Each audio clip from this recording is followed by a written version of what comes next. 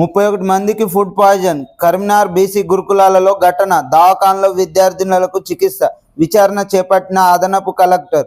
గుడ్డు కారం అన్నమే బ్రేక్ఫాస్ట్. ఎంజీఎంలో ఘటన. కంటిన్యూ అవుతున్న ఫుడ్ పాయిజన్ కేసులు గురుకులాలలో. ఇది ఎంతవరకు న్యాయం? గత 1 మంత్ నుండి కూడా ఇలానే జరుగుతుంది. మరి ఫుడ్ పాయిజన్ కేసులు ఎక్కువ అవుతున్నాయి గురుకులాలలో, మరి ఆత్మహత్యలు కూడా ఎక్కువ అవుతున్నాయి. పట్టించుకొని ప్రభుత్వం, మేము పట్టించుకున్నామని 15 రోజుల క్రితం డిప్యూటీ సీఎం బట్టి విక్రమార్క గారు, రేవంత్ రెడ్డి గారు కొన్ని గురుకులాలని సందర్శించారు.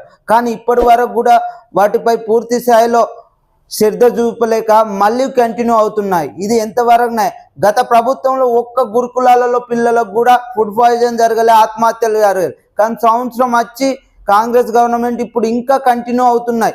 ఇలానే కంటిన్యూ అయితే రాబోయే కాలంలో గురుకులాలలో ఉన్న వాళ్ళ తల్లిదండ్రులు ధర్నా చేయడానికి సిద్ధం, మరియు గవర్నమెంట్ పై ఎదురు తిరిగేందుకు కూడా సిద్ధంగా అవుతారు.